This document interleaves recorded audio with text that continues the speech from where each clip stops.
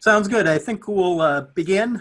We welcome everyone to this session to essentially have an agricultural update and specifically focus a little bit on the CARES Act as we're going through the coronavirus aspects.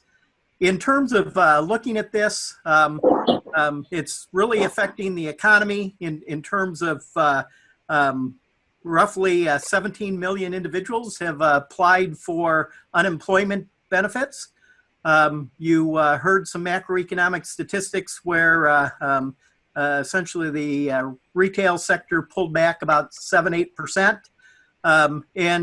So along with the health aspects, there's certainly major economic ramifications, and those are certainly running through the agricultural sector with many commodities being down in price 20 to 25% since the first to middle of March. What we're going to do today is we're pleased to be joined by Representative Roger Marshall, and also Senator Pat Roberts will also be on the session in terms of he will be joining us by phone. But what K-State Agricultural Economics is all about is essentially to provide unbiased information with regards to the agricultural sector. We're here to educate, and that's what we want to do today in terms of, and one of the things when I go out and do meetings, many times I learn as much as the individuals in the audience that are presenting simply from the questions in that. And so we do want this to be a two-way educational process. And so with that, we're pleased to introduce Congressman Roger Marshall, and he will provide a little bit of an update. Then Senator Roberts will respond and add his thoughts with regards to where we are. And then after that, we will take it open, or we'll open it up for questions. And essentially, we're just going to have everyone type their questions in the chat, and then I will read those off, and then we'll have Senator Roberts or Congressman Marshall address the questions. And so with that, we'll turn it over to Dr. Marshall, and we look forward to his comments. All right. Well, good evening, everybody. It's a beautiful night in Great Bend, Kansas. I'm looking out my back porch and the wind set, and just a beautiful, beautiful spring day. And I certainly want to share some good news with folks as well as about the virus. And please, if someone will let me know when Senator Roberts joins, and I want to yield the floor to him. And I think that's where the real information will come. He's always got the true inside scoop much better than I do, but it's certainly been incredible working with him. Maybe I'll give everybody just a quick doctor's view of this coronavirus in Kansas, as well as the United States. So certainly as far as the United States goes, it looks like we've passed the worst day. And that's good news. As we expected, it'd be worse on the east and west coast, and then going to kind of come towards the middle of us here. And here we are in Kansas. And I would tell you that whatever the experts were saying was going to happen in Kansas 2 weeks ago, I think it'll be half of that. And I just want to reassure everybody, we have the best health care in the entire world. We have plenty of beds. We have extra ICU beds, and there's plenty of ventilators. We're not going to have to do what some states have, where they have to put 2 or 4 people on a ventilator. Just some incredible news. I guess no one really counted on us actually practicing social distancing, and for many of us, we'd probably rather have it that way anyways. So I think it's truly good news. For the last 4 days in Kansas, it looks like the number of new cases has went down. The number of admissions is going down. I'm not going to say we're past our peak yet. The experts would tell you we're not going to peak till the end of this month. But we'll see. 4 days in a row of numbers coming down is pretty incredible.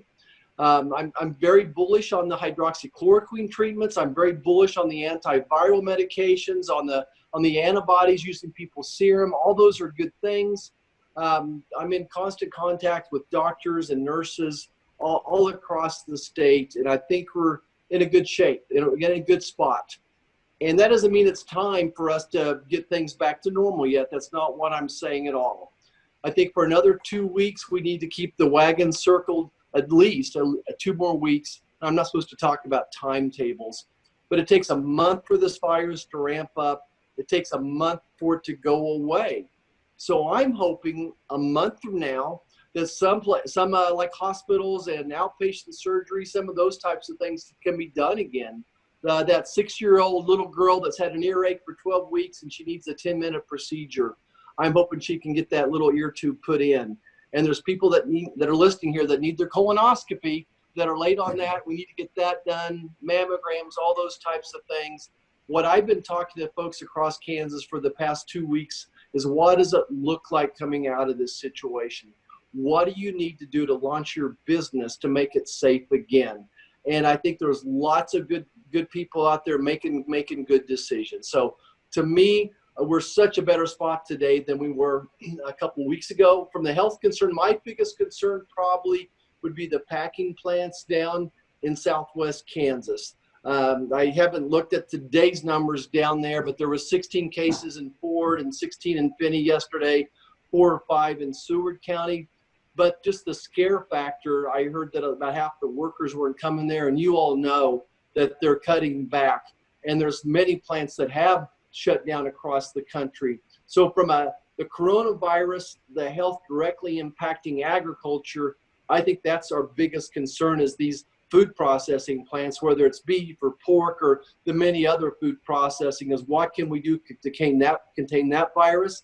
And I'm locked in on making sure that those local communities can have same-day testing for the coronavirus. I think that's what look, people are going to get this, and we need to be able to identify when a person has a fever of 99.9 degrees, is this a little spring cold or is it the coronavirus? And then jump on it and isolate it and keep it down. So I'm with the president. I think that the day is coming when we're going to open this back up. The biggest thing I can do for this economy is to get Kansas safely, and I'm going to use the word efficiently, through this crisis. And I think it's a day-to-day decision, and certainly I'm trying to keep my finger on the pulse of that and keep things moving. So I'm going to stop there, and maybe I'll try to run through some slides for 5 minutes or so, and then open it up to questions sooner than later. And the good thing is you all know most of this, so I'm going to go much quicker than usual. Was on a conference call late last week with Secretary Perdue, and I'm starting here on this slide, payments for producers. And you all know that we have allocated $9.5 billion specifically for the beef industry, as well as the specialty crops, and $14 billion for the Commodity Credit Corporation. We had more money for that than that. Senator Roberts and Senator Moran fought very hard on the Senate side. I think we probably had another $20 billion set aside for this project. And I don't want to make this too political, but a certain Speaker of the House from California flew in, and she decided we didn't need that much money in these types of programs. So here we are. I think it's a little light, and looking forward to the Secretary's announcement. I was really hoping we would have it tonight, what that looks like. And I'm sure, before I talk more about it, let's see what type of news Senator Roberts got. He'll have the drumbeat, what he thinks is going on. So make sure you give him that question as well. I want to move on to this agriculture and small business financing slides. I'm not sure if someone can move it forward, what I'm seeing up on the screen anyway. Let's go to one more, the next slide after that. There we go. I want to talk about this payroll protection program. Now, traditionally, we've been told the SBA, if you grow it or you feed it, you can't get an SBA loan, but this time you can. And I would encourage everybody to reach out to your local banker, your ag credit folks, and say, do you think that this would be a good loan for you or not? The beautiful thing about this is it's a forgivable loan. So if you use this money to pay for labor wages, for your rent and utility, you have to use 75% of it for wages. And then also for rent and utility, that is forgivable if you keep people employed. So please, it's impossible for me to tell would it work for you or not, but that's why I trust that relationship with you and your banker. And I would encourage you to do this yesterday, maybe today. the reason is we're running out of money. It's been so popular, it's working so well that we're starting to run out of money for it. I think we're up to $250 billion so far, and we allotted $350 billion. And you may know the story in DC now is that the Republicans would like to have some additional funding for this, but the Democrats want to take a big Christmas tree and do a whole lot more things. And my belief is we need to just stick right where we are, add some more funding for this program. So whether you're for most rural hospitals or most small businesses, we'd rather do this than have more people on unemployment. It's a program that we think is working. Kansans want jobs, not unemployment. So we want to do everything we can to get people into this particular program rather than the unemployment line, which is going to be a tough one to get to. We'll go to the next slide here, the agriculture and small business financing. These are programs I think you all are familiar with, but the CARES Act did add more money for these. And I think you're familiar with the programs. K-State can help you, my staff can help you as well, and including the microloan programs as well. So I'm not an expert on those, but my staff has done quite a bit of that. We'll talk about broadband funding here just for a second, so we'll flip to the next slide if you don't mind.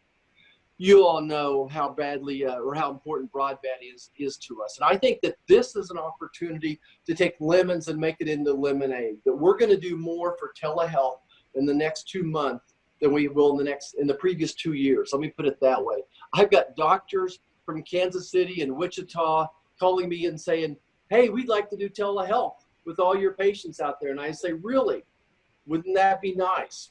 So we've have more funding here, as you can tell, for broadband initiatives. And I think we're going in the direction. At the higher level, we've made sure that Medicare is reimbursing for this, and I would expect Blue Cross and the Aetna role to fall as well. So certainly I'm committed to the broadband funding, and no one's more frustrated than I am on this mapping issue. I think we're closer today. I think we've had some big providers that were disingenuous, and I think we're discovering that. So we're going to keep working and working until we get this right. And I realize the broadband is no different than building bridges and roads, that it's never perfect, there's always going to be upkeep and replacement. So I get it. Certainly understand precision agriculture, that if we can decrease your inputs through the volumes of data that you're downloading, how important that is to you all as well. I'm going to go to the next slide now and talk about the nutrition programs. And this is important to agriculture. I think it's important that any crops we can move from out of the elevators or the storage out to whether it's the SNAP programs or food banks. I think that's important. And it's an incredible these are all incredible programs. So much of this was started in Kansas. Our senators before me have carried on a great tradition of helping people with nutrition. So very proud of what we did with some of those programs, enlarging those as well. Some of the details are there in the dollars and cents. So anyway, we can we can keep moving some of our products. I think that's a good idea. The next slide is about Farm Court, and I'm going to wait and talk about that more later. Rick Crawford down in Arkansas and I are working on this. Always whenever I can get veterans and agriculture working together, it's a great thing. So we'll be coming back some more details on that. Let's move to this Packers investigation. I'm hoping Senator Roberts is on the call, so I'm going to give him all these questions. Look, I've done 40 county farm bureau meetings over the past 2 or 3 months. And of course, they're online now, video conferences. And this is the most emotional issue I've ever seen out of agriculture. I was on this conference call last week with Secretary Perdue for an hour-long conference call. He spoke for 10 minutes and then took questions.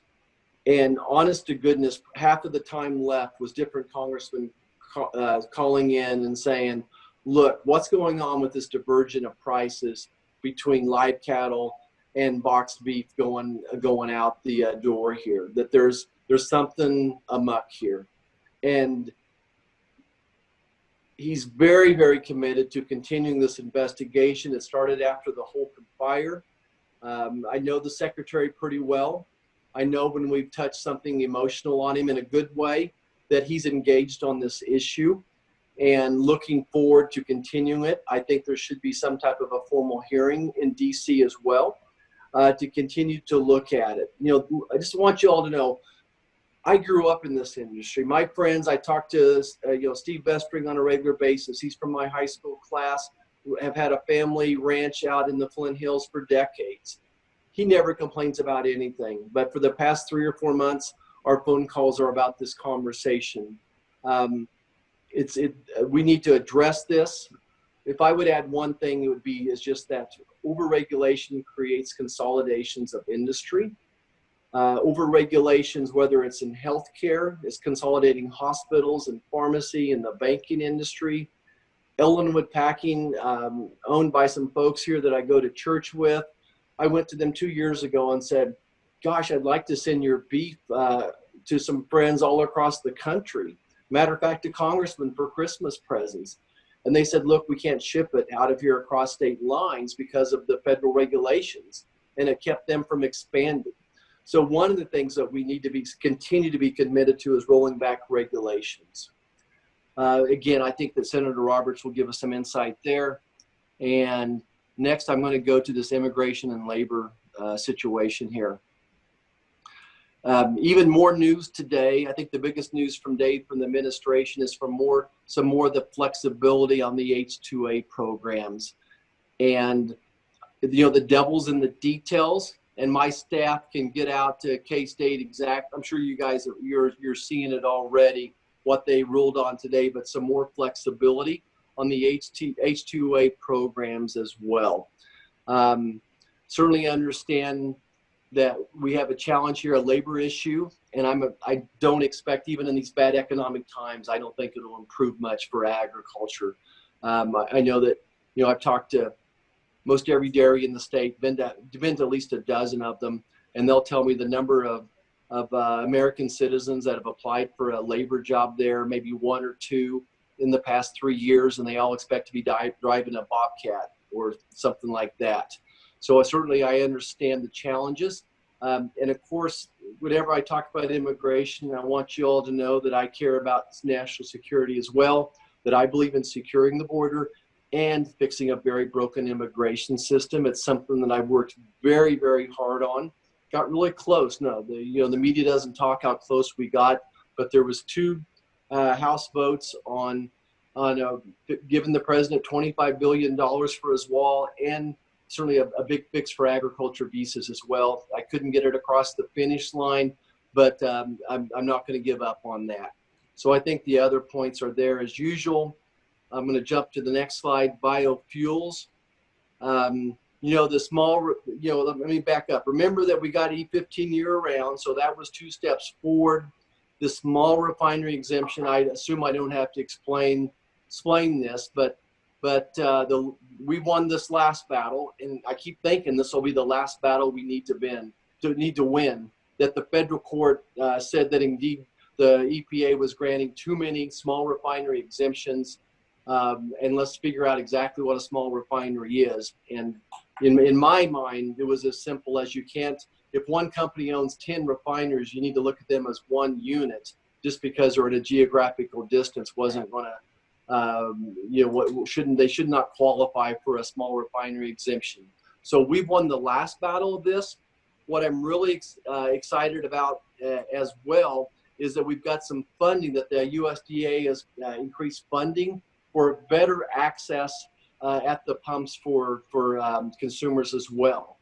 Everything I look at, if Americans have the opportunity to choose biofuels, to choose higher ethanol content, they actually usually make that decision. They think that it's good for the environment, it's better gas mileage, all those good things. So I do think that this is a big issue that we'll keep waving a flag on as well. I'm going to talk about trade, and then I'll open it up for questions. I think there's certainly some good things happening out there in trade. It's hard to put all the pieces together, but I've tried to reach out. The sorghum folks, the milo folks said we've had 25 to 30 boats shipped recently. Most of those, if not all of them, going to China. Wheat, maybe the brightest spot on the agriculture market, 700 metric tons since phase 1, another 150 metric tons Monday. Corn to China, the best year ever, 817 metric tons. Ethanol had the first shipment of ethanol recently to China, so I think that's a bright spot. Pork and beef exports, I think it's so far so good. Maybe the best January, February we've seen in a long, long time, maybe ever.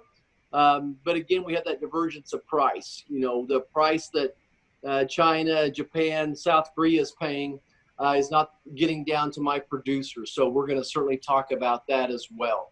So if you would just look at the trade by itself, I think you would expect commodity prices to be better than where they are right now. And we'll come back to that issue. So I think I'm going to stop there, ask Senator Roberts to go where he'd like to, and I'm sure he would love to help me answer some questions. So thanks everybody for being with us tonight. I hope you felt this was informative. All right, I've been unmuted. It's not often that you have a congressman making a very important and most informed speech. And as a member of the Senate, I'm muted. That's not done very often anymore. Anyway, I've been unmuted, and you did a wonderful job, Roger, and thank you for your commitment. And while I'm at it, I just want to thank you for your. It has been a wonderful partnership to have Roger on the House Ag Committee, where I started way back when Keith Sebelius was a member of the Ag Committee. That dates me, of course, but at any rate, he's been right with us all the way. He's invaluable. He's got the experience. As you can tell from his wrap up, he is extremely well informed. We work together on all of these challenges that we face today. Let me jump in right away, and I'll try to do it. And I know it's hard for a senator, but I will try to summarize, because I think Roger's already talked about quite a bit of this. I want to go back to the CARES Act. We passed that about 3 weeks ago. Gosh, that seems a lot longer ago now, Roger, but at any rate, that was only 3 weeks. At that time, we committed resources to help the Secretary of Agriculture, Sonny Perdue, provide producers with as much certainty and predictability as possible. And then over the past several weeks, the COVID-19 outbreak and related changes in our daily life have posed really significant challenges to throughout the entire food supply chain, the food value chain. The administration has made it clear, and if you watched the president tonight, or if you didn't, at least you should know that he introduced Secretary Perdue, who made a clear case for some appointments that he'd like to get cleared in the Senate. I don't want to go into that, except they've been waiting for a year or two. And that's not, I don't even go into that. That's just what we have to deal with in the Senate. But at any rate, he made it clear again, I'm talking about the president, that agriculture and the food value chain and all of our input suppliers, our farmers, our growers, our food processors, our manufacturers, our shipping, grocery retail delivery, all of us play a very critical role in this very challenging time. It was good to hear the president really highlight that, and then introduce Sonny. When I talked to him last week, and I expect to talk to him tomorrow or the next day, I thank him for that hard work and providing the flexibility for farmers and ranchers in the near term, especially on the lending front. I think Roger touched on that. He knows that we're anxious to see implementation of the CARES Act in farm country. We do have ample funds. We have, I think it's $6 billion with regards to the CCC, but he's going to be asking for more, I think, down the road, and we'll take a look at that. We like to have strings attached at least to the two ag committees, so that any secretary will at least get our input. You don't have to worry about that with regards to Sonny, however. At any rate, the president signed the bill March 27. I'm talking about the CARES Act. I know the department has received many proposals for emergency pork, more especially in the livestock arena. And so we are trying for, I have highly recommended to the secretary, let's have a swift and simple assistance program. That's a common theme that I've heard from all of our cowboys out west, and for that matter, all over the state, and all of our producers as well. I am optimistic we'll have more details on their decisions and plans to help our country very soon. I'm going to I'll make a prediction that we'll at least know some details of that as of Friday. Again, we're looking at direct payments, how that would, how they would really come up with a system to really be fair, not only to the livestock producer, but also dairy, also all of our other crops as well. I spoke with the chief ag negotiator, Greg Dowd. He's from Mankato, Kansas. He used to work for me. He used to work for the National Cattlemen. And Greg's doing a super job. He's met with his counterpart in Mexico over 40 times personally, probably now over 50, on the implementation of the Phase 1 agreement with China. I would mention that, as Roger has mentioned, in terms of trade to China, that is ongoing. We hope to supplement that as much as we possibly can. This is also with the consideration of calling for more transparency and the not the World Trade Organization, World Health Organization situation that the president highlighted once again as of his press conference here this evening. But at any rate, I think that those, if we can go step by step and avoid any pitfalls, I think everybody is well, I think China fully understands, and Greg has indicated that to me, that they need our farm products, and we're certainly willing to trade with them, and also insist on transparency with regards to the virus. I am concerned to hear of recent policies in Mexico about not having Mexico adhere to our longtime partnership on science-based decisions, including biotech approvals and pesticide bans. I think we can work that out. Greg is optimistic, but that is an obstacle right now. I'm going to continue to press for the USTR, and there's Bob Lighthizer, and that's Greg, and others to work through these issues as we enter into force on the UNSCA agreement with Mexico and Canada. Not done yet, but I think we're okay with Canada. We're still working on that other stuff with Mexico. I am pleased that, as has been indicated by Roger, that we are moving forward on implementation of the Phase 1 term with regards to trade. That's absolutely crucial to us with regard to seeing any real price recovery.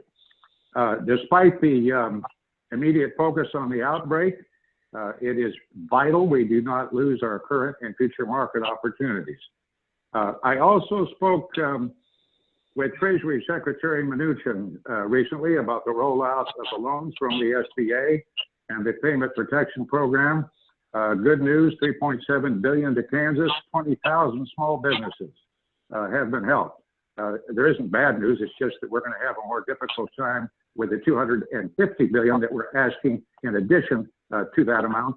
We run out of money about Friday. We hope in the Senate we can ask for unanimous consent. That's very difficult to do in the Senate on the additional $250 billion. As Roger pointed out, our friends across the aisle have asked for another 250, if not $300 billion. That would go to hospitals, and it would go from specific items that the Democrats have tossed in. I'm not aware of all of them, but you can see where we are. Secretary Mnuchin said, look, let's go ahead and put the other $250 billion in the small business program. We're going to run out of money. It's a good program. People in Kansas do have access to it. There are other people out there that have not got their loans approved, and that, all across our country. And then we can do the hospitals and the other needs that come up in the next tranche. Yes, there will be another Phase 4. I guess it's Phase 4. It might even be 5 by this time.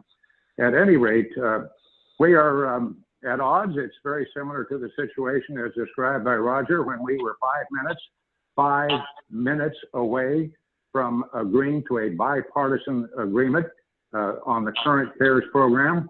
And all of a sudden, in came Chuck Schumer.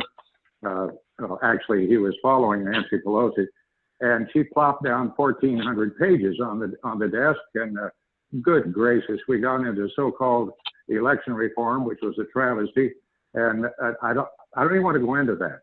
one of the things that I have observed, and Roger has observed as well, I don't care what county I'm talking with, what farm organization or what group, and that's all I'm doing. I'm at home here in Washington, and that gives me a direct line back to the agencies that we are talking about, and to my staff is working overtime. And but everywhere I talk in Kansas, every outfit, including our governor, who I think is doing a good job, and facing real problems here, but we're all working together. We know that the Kansas motto is that aspera for aspera, to the stars through difficulties. We're pulling together like Americans always pull together when we're faced with a crisis like this, except for the Congress. And here we are playing politics again with something that is a pandemic and should have the support of every American. If you disagree, you disagree, but we just should not be doing this. As you could tell, my patience is worn a little bit thin with some of my colleagues on the other side of the aisle. And I'm not saying that we do everything right on the Republican side either. But at any rate, we have had more than 1 million loans that have been approved, total value $247 billion. Of the $350 billion available, we have asked for another $250 billion. I hope we can get that done this week. And if not, we'll keep trying. And then we move on to the next part of the program, which should involve more help to our hospitals and some other matters as well. Let me get to the livestock situation. Our livestock and meat prices have experienced so much volatility. Roger described that in great detail. Very similar to other markets as well, but even more so. Cattle feeders and our pork producers have been especially hard hit by this pandemic. We've all seen the reports of meat cases in the grocery stores being depleted day after day, yet those cases are being replenished, amazingly, with fresh product that continues to be processed and delivered on a regular basis. Now, there have been tremendous challenges with our plants slowing production or closing temporarily. It's nationwide. Let me give a shout out to many of our county folks and city folks who, more especially in liberal Kansas, where we had a temporary plant shut down, they immediately came to the assistance of that plant and worked with the Southwest Medical Center to have the number of masks and the number of gloves and the temperature taking both going in and out. They have found out there's probably more problems when they leave work and go home, and then perhaps they're catching that at that point. I will say that in Liberal and there in Southwest Kansas, that I think they've got a good hold of that. But all around Kansas, we are seeing that kind of help to both the processors and our producers. Now, look, ever since I've had the privilege of public service, and that goes back a long time, there has been a lot of, shall we say, meaningful dialogue between the processors and the producer. I know that. The plants are slowing production or closing temporarily because of concern with regards to the employees' health. And as a matter of fact, the employees not showing up. So they continue to buy and process livestock, but it is not at the same level. I know that. Roger knows that. Everybody in Kansas knows that because of the challenges that they face. So with regards to all of that, we're very hopeful that we can see an end to that. In some cases, it's out of the packing plant's purview in regards to making those decisions, and that states have moved to close down the packing, and even counties. And in neighboring Colorado, that is the case. So we've just got to work through that as best we can. This is why Congress directed an additional $9.5 billion in the CARES Act to benefit agriculture and producers that are affected by the virus. Let me say that what Roger emphasized, $14 billion to partially replenish the CCC after June to help respond to the impacts and ensure that the department can continue implementing the Farm Bill programs without delay. Now, let me say one other thing. We have had some folks from very various farm organizations and commodity groups, and some even in the livestock arena, but more especially in dairy, are wanting to open up the farm bill. That's not going to happen. That will not happen. I will stop that in the Senate immediately, and I've been talking to all of our farm groups and commodity people, especially dairy, and I understand dairy has some real problems, don't misunderstand, but we're not going to open the farm bill. My God, that'd be the worst thing we can do. So, well, maybe not the worst, but it's damn close. So we are going to go ahead. As I said, I think by Friday we'll hear from Secretary Perdue. I'm looking forward to some kind of a direct payment program, not only for the livestock producer, but for dairy. And yes, we will go around the horn to all the commodities. Food Safety and Inspection Service, $33 million to continue mandatory inspection services to food safety and to minimize any potential interruption in the chain. They're working overtime. The new law allows Secretary Perdue to extend the term of marketing assistance loans to 12 months. I think he's going to do that if he hasn't already. And $100 million for the Animal Plant Health Inspection Service and the Agricultural Marketing Service. Now, I want to mention one thing that Roger mentioned, and he's really been such a strong champion for this, and that is additional resources for telemedicine, broadband, and business and industry loans. Get back to telemedicine.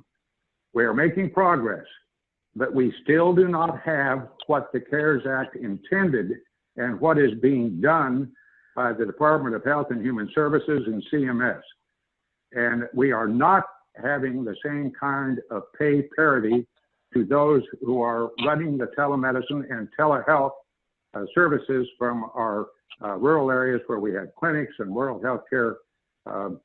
They're not quite a hospital, but they're pretty close as compared to the Medicare reimbursement if you go in face to face. Well, we can't do that. So for goodness sakes, we have to have that parity, and we're going to continue that fight. Senator Ron Wyden and I are leading that effort in the Senate. I think we can get it done without getting into legislation or anything else that we have to do. So in conclusion, thank you to Roger. Thank you to K-State. I've always depended on K-State. Alan, thank you so much for putting this together. I think it's extremely helpful. My dad went to K-State. I went to K-State. My son went to K-State. My girls went over to that other school by Baker. But at least it's K-State and Purple Pride all the way through. And I especially appreciate the cooperation from K-State in terms of all of the ag folks there that have worked hand in hand with my staff. I'm confident that our nation's farmers, our ranchers, our growers, we will be very critical to delivering a safe and affordable food supply to our consumers. And I will repeat again, Kansas knows, we all know in Kansas that we pull together to the stars through difficulty. With that, I'm going to cease and desist and look forward to your questions, and Roger and I will do our best. Thank you for the comments. And Roger, I think you're going to have to unmute your mic again. I think you're muted. But I think, okay.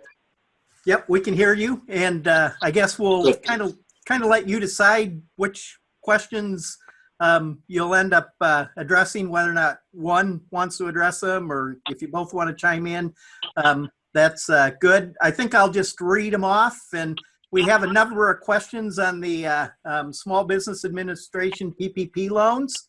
And so maybe we'll take a few of those questions up front.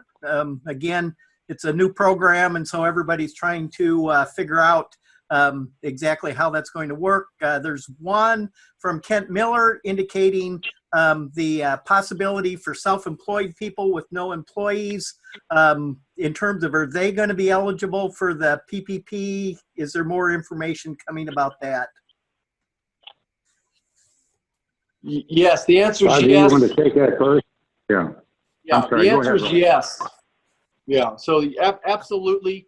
And I would almost just advise everybody to call your banker and tell them your situation and ask them, because there's a whole lot of people that typically were not eligible that are now eligible. Nonprofits, for instance, contractors, those types of things. So The answer is yes. We can help you on that too. If you run into a real problem, both Roger and I, we both have staff dedicated to that. We have about 25 community banks in Kansas.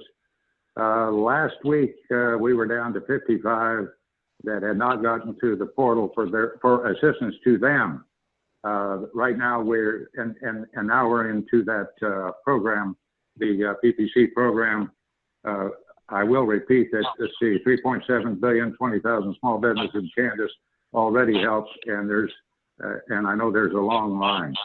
So if we can get that extra 250 billion, I think we'll be okay, and that's going to be a lot of help to a lot of people. One other thing we're trying to fix there is the status of the worker if they're an independent contractor.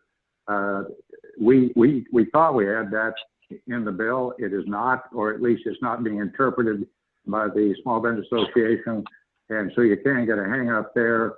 I'm working with Senator Wyden, who is the ranking member of the Finance Committee, Chuck Grassley, who's the chairman, myself, and we're trying to get that fixed in that there's a lot of folks who have independent contractors, and they'd sure like to get help too. One of the comments that was on there is that there is a difference between Schedule C self-employed and Schedule F self-employed in terms of, I assume that will be addressed coming up. I don't know if either one of you want to address that. That sounds like a staff question to me, Senator. Sounds like a staff question. Well, you've been first so far. I'll yield to you. How about that? Well, thank you. No, I don't know the answer to that, but we'll get it. And really, the staff would have to answer that from my standpoint. Yeah, well, you know, I'm making notes as I go along. I have staff, you know, listening in, and I know Roger does as well. And so we'll jump on that, and we'll coordinate and get back to you real quick. And then another question along those lines is partnerships in terms of, are they able to participate in the PPP? I don't think I've been asked that one either. I'm asking my staff help. I wouldn't know why not. James, do you know the answer to that? I don't know if James is unmuted. I don't think he's unmuted. I don't know the specific answer to that. I don't know why. Wait a minute. Let me stop and think a minute. Well, I know the reverse part of it because I know that one particular group, this isn't a small business situation. It's another program, a much larger business, you know, operation. I don't know if it works the same way. But the request came in, but unfortunately, one of the partners had some problems with regards to the legal situation. I won't go into it any more than that, and that disqualified him, boom, right then. But he did have partners, and they were going ahead with that program. I'm assuming the same situation would be true for the small business programs. I could be wrong with that, but we'll get back to you on that one too, Alan. Yeah, my staff is saying as long as it's less than 500 employees. If they're less than 500 employees, we think they should be good to go. But really, the great thing about this program is it's ran through your local banker, and I bet they've had that question before as well. In terms of, we'll switch gears here a little bit. I'm kind of reading from the top, but there were a couple questions with regards to hospitals.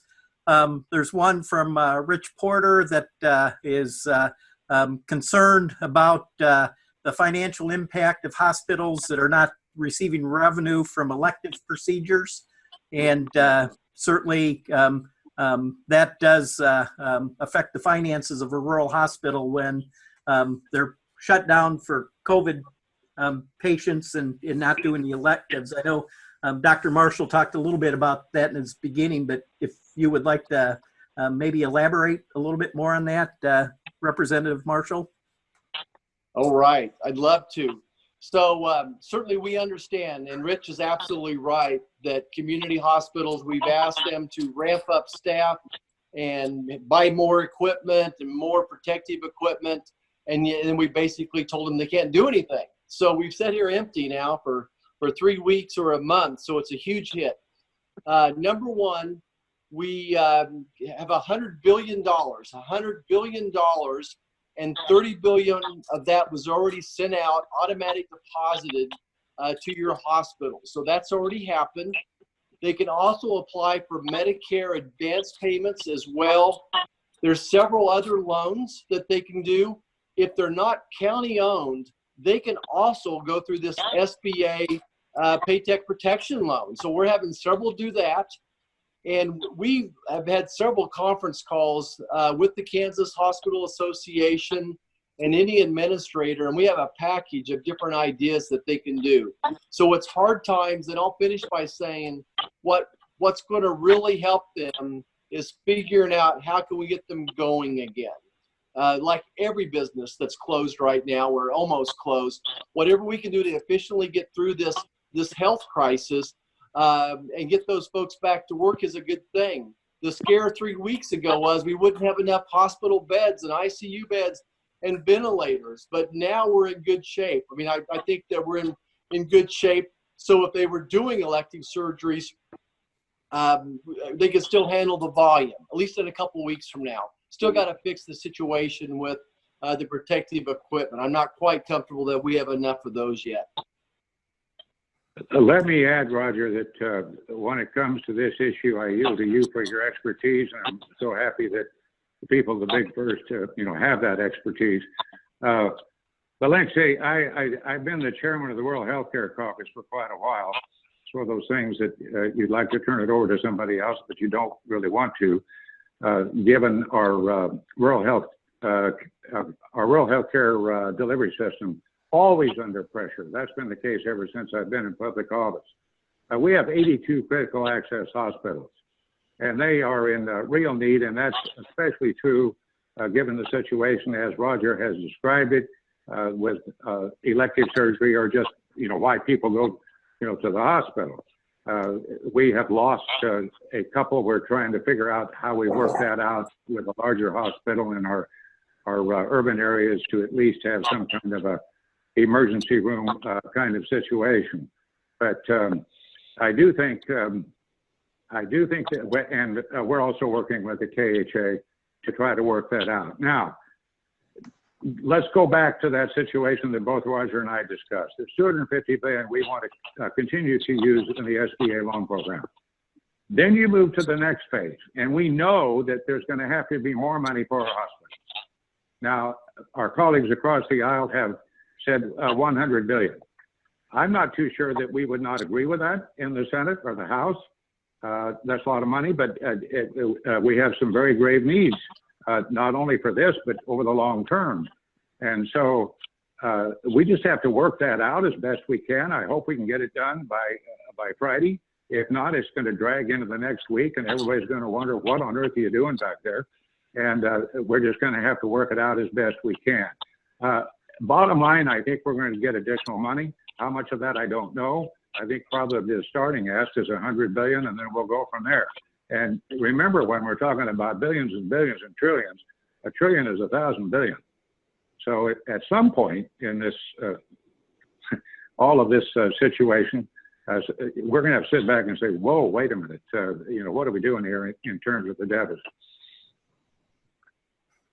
No, appreciate that. And Todd, hopefully that answered your question with regards to the funding for rural hospitals and the PPP. If not, come back on the question.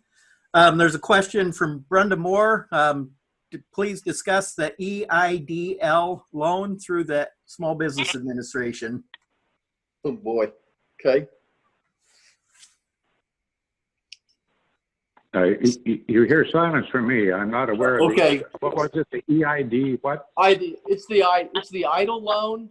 So it's a $10,000 loan, and you have to apply for it directly through the Small Business Association. So it's a maximum of $10,000, and you can apply for it online.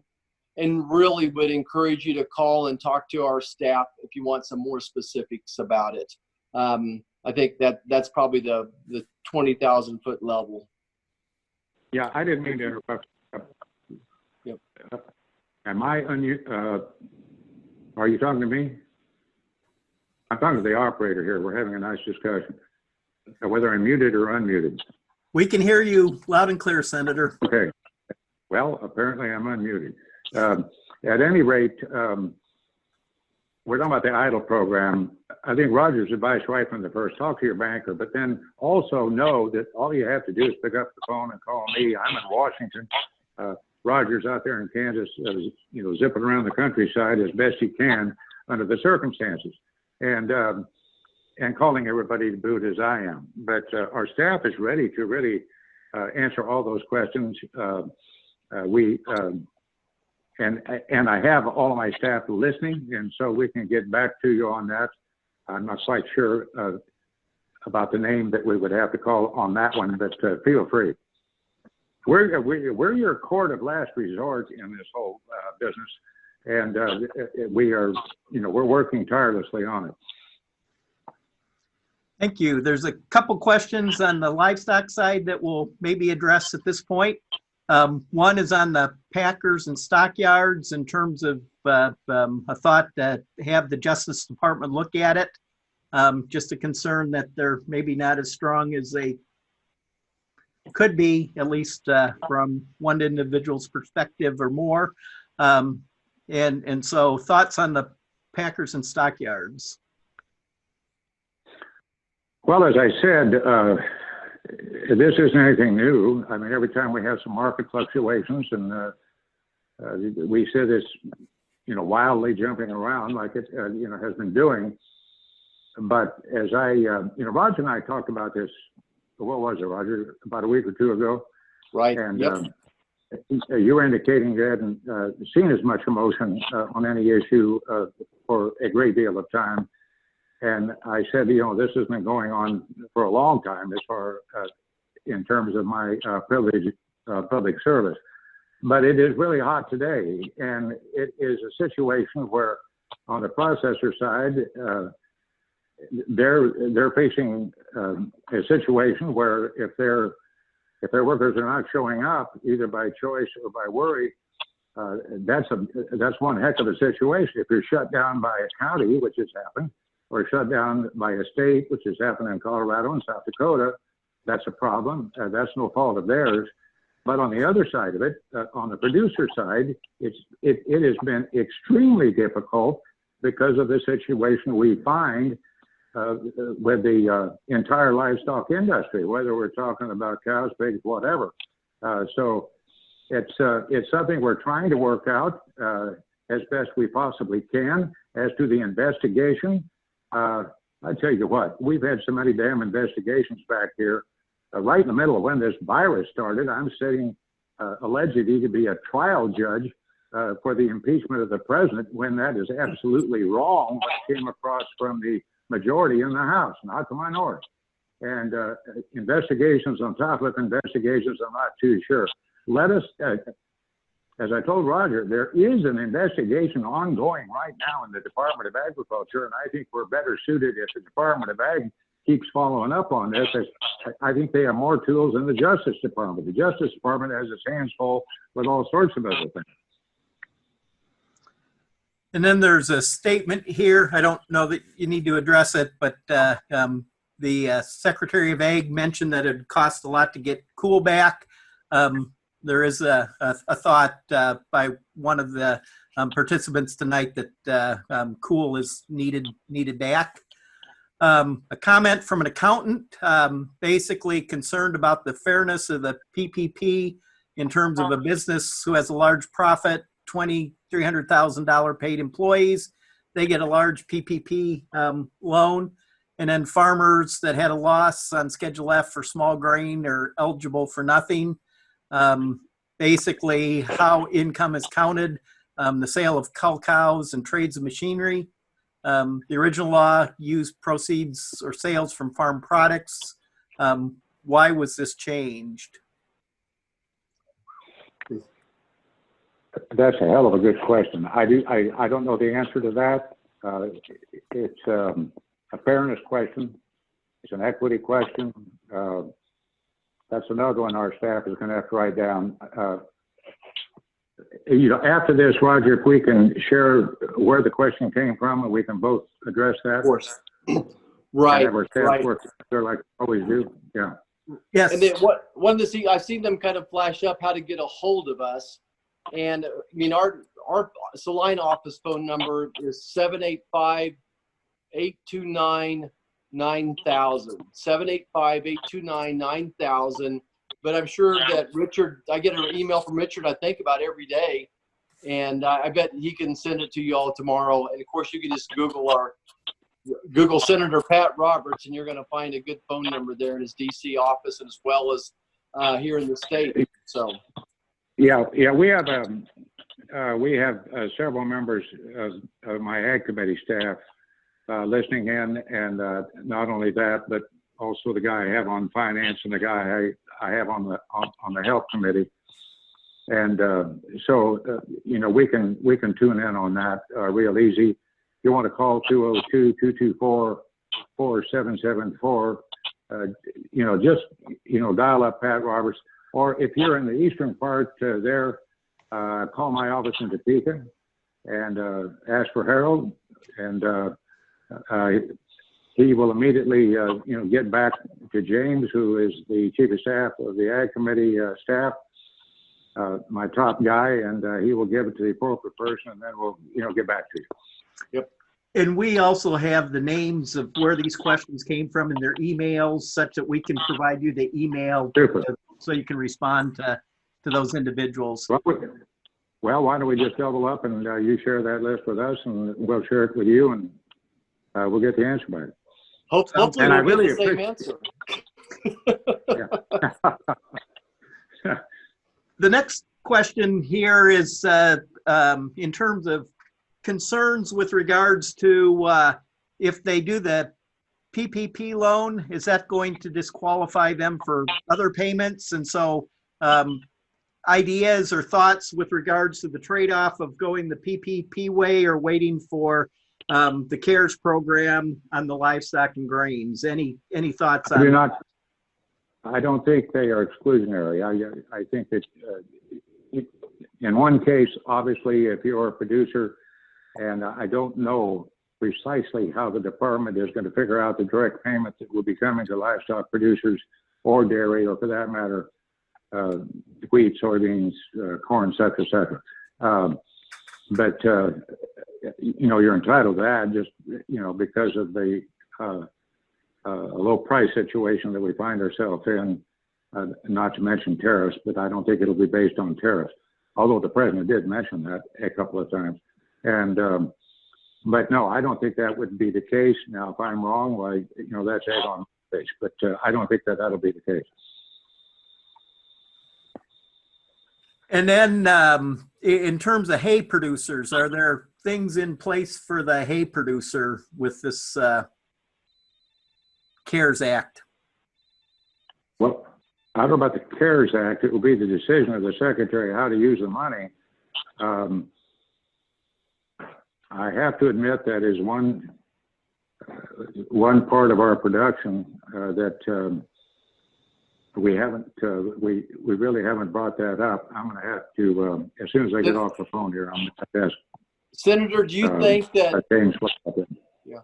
Senator, do you think that this is Roger talking? Under the specialty crops portion of that $9.5 billion, alfalfa might be included in that's what I'm hoping.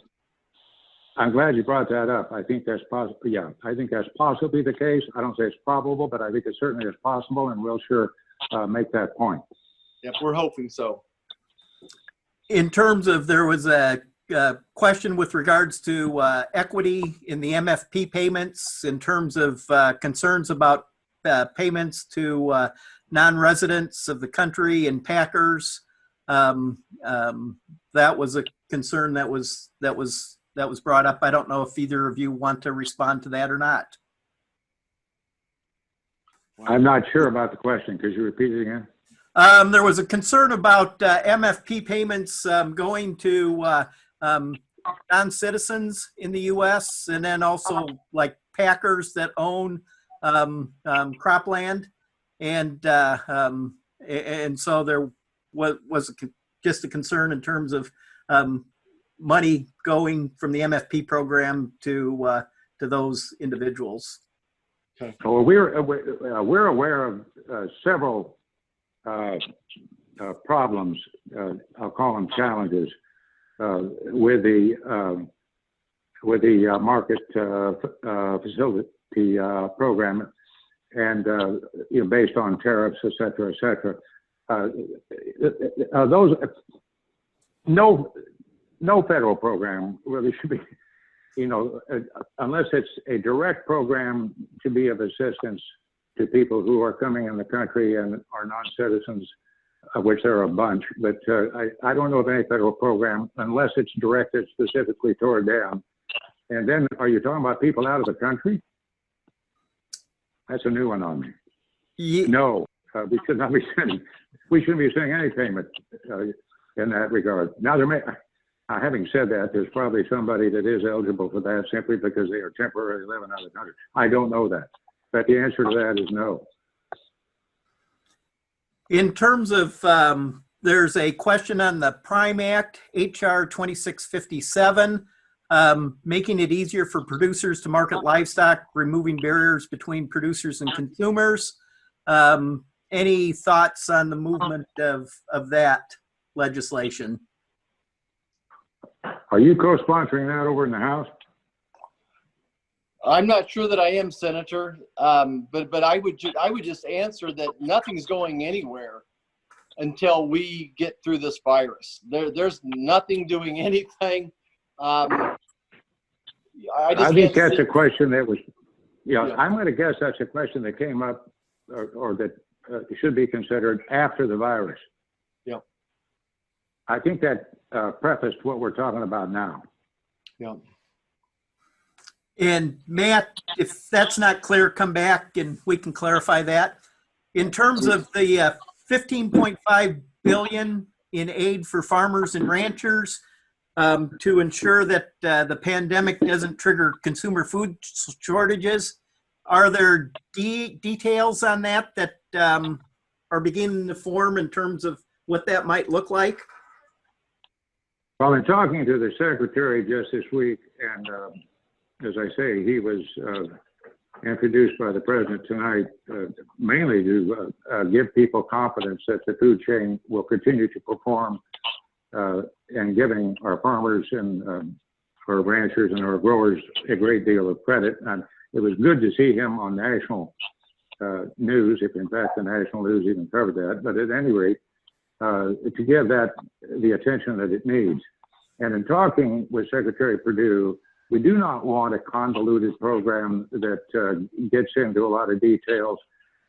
I won't talk about any particular group or farm organization, but at least there was one that I think threw in the kitchen sink with about every possible assistance program they could think of. That's not going to work. I think this has to be easy to understand, easy to administer, and get the assistance to the producer. And so a direct payment is probably the best way to do that. That was my advice to Secretary. He said he favored that approach. I think we'll know by Friday. I hope we'll know by Friday, if not certainly at the first next week. I really had expected that the first of this week. But one thing about it, he will let us know first, and then we will make sure that it makes sense out home, and then give him our best advice and counsel as we go through this. Normally we would have hearings on that, but we don't need to be having hearings. And as a matter of fact, we couldn't have anyway, because I can't imagine senators not sitting or sitting 6 feet apart in that very small committee room we have over there in the Capitol. Question with regards to custom feedlots in terms of is there anything in the program from those that essentially are losing revenue simply because of customers not buying cattle? That also is a good question. I think that's in the laundry list of folks that we want to be of help to. I'm not sure whether that would go under a different program. No, I don't think so. I think it's going to be included. if anybody's losing money in the food value chain, of which obviously, the feedlots are doing that, you're going to have to consider that.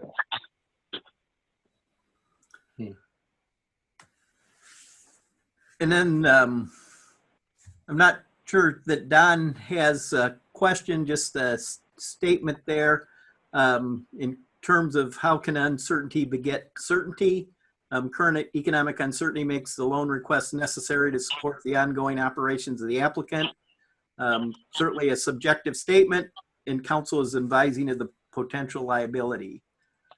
Another question on the Schedule F in terms of farmers that lost money and not qualifying for the PPP in terms of, again, that one I think we've addressed.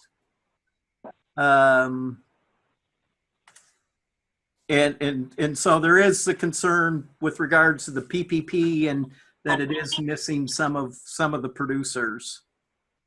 There's a statement. Well, Go ahead. yeah, I understand that, but if it's if it's a specific business outside the realm of producers and growers and ranchers and everybody involved in terms of what we do, that's what this the CARES Act, and that's what the money that's available in the CCC program, and we're talking about a lot of money, folks. And we're talking, it was 28 million last time around. We're going to be at least, I think, around 18 to 20 billion this time around, and that's what that's for. And as I've indicated before, I think we're a lot better off with direct payments than I think of some convoluted program that some may be proposing.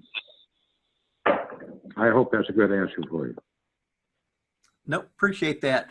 There was Pat indicated that you can apply to PPP with either a Schedule C or Schedule F, and so maybe there's a misunderstanding out there, but that was a statement. And then there's another understanding. My understanding as a banker is that no farm entity can participate in the PPP. You must have a 940 or 941, and farmers file 943. Is this correct? Down in the weeds here. Yeah. Important questions. Well, certainly we've been that's told. A good one. Go ahead. Roger, that's yeah, it's in the weeds, but it's in the weeds what counts, without a pesticide. But at any rate, that's the kind of thing that both of our staff can work together and get the answer real quick. And I think probably your local banker has that pretty much. But then if that's a quandary for him, it's a quandary for that person that's applying for the loan. So we got to get that fixed. But, that's one of the ones that we can go through with a list, and I know our staff can answer that. There we go. Or find an answer for it. Sounds good. Appreciate that. Question on the CCC replenishment and payments that are to be tied to market development and reorientating trade as the MFP. What's the rationale that will be used to authorize payments to producers out of the replenishment to the CCC? Again, I think it is headed more toward a direct payment. We do not have the details. We have been talking with Sonny as best we can. He's got a lot on his plate, but I am the chairman of the Senate Ag Committee, and so he's going to be in constant contact with us, as he is with you, Roger, and the House Committee. But that's more on the Republican side than on the other. And so I wish I had an answer for you. I don't know the specifics, but we want to make it simple. We want to expedite it, and we want to make it transparent and easy to understand. And a direct payment or something like that is certainly a lot better than some of the questions we've been having on this loan program regarding as to the tax status, et cetera, et cetera. A comment or maybe a question that Senator Rubio just tweeted that all $350 billion for the PPP was used up today. Wanted to know if that's true. I wouldn't doubt that a bit. Marco has been very active in this. You've got a lot of agriculture in Florida. People don't realize that, but there is, and plus a lot of small business to boot. We were warned that we were going to be out of money by Friday for sure. That was Secretary Mnuchin just a couple of days ago.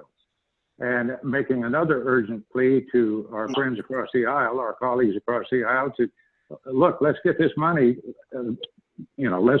We need 250 billion more, and probably at least let's go ahead and get that done, so we have the authority to do it, and so we can continue this, and then down the road we can consider other things like state assistance.